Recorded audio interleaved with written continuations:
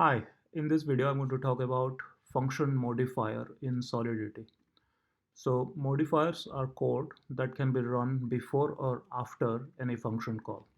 And these can be used to restrict access, validate inputs, or guard against reentrancy attacks.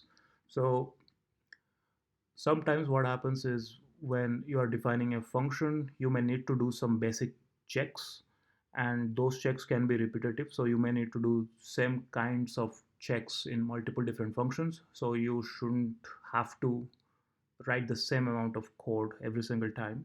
So that's why we put those code blocks or those checks inside something called a modifier, and we simply use that modifier's name in the function's definition. So I'll show you in a minute how exactly that is done through this example. So in this contract, as you can see, there is this constructor and we have defined a few modifiers. So what the constructor does is it sets this owner address, which is public, to the message.sender, which means whoever calls the constructor or whoever deploys this smart contract becomes the owner, and owner may have to have some special access to execute certain functions in this contract. So this is why sometimes we may need to check if the message.sender is truly the owner. So this check is done through this requires statement, and we may need to call this every single time whenever we want to ensure only the owner is calling it.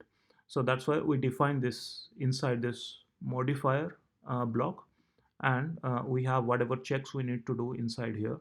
And after that, here this underscore, which specifies that the fact that everything else inside the function starts from here. So this only owner modifier is used inside this change owner function, for example. So this function change owner is public and only owner, as well as valid address. So valid address checks if the address is not a zero address. So what this means is that before anything gets executed inside this function, we execute whatever is there inside only owner as well as whatever is inside valid address. So here there are two examples because only owner here does not take any arguments, and here valid address actually takes an argument and does the check on that argument. So these are two different types of modifiers, you can say.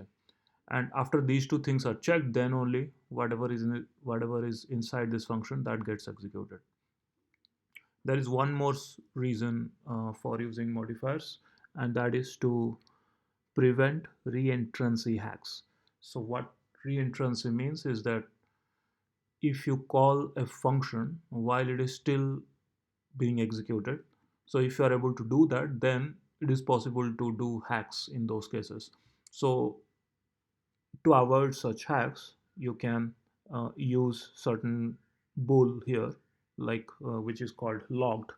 And while you are executing the function, you set log to be true, then you execute the function, and then you set the log to be false, and you ensure that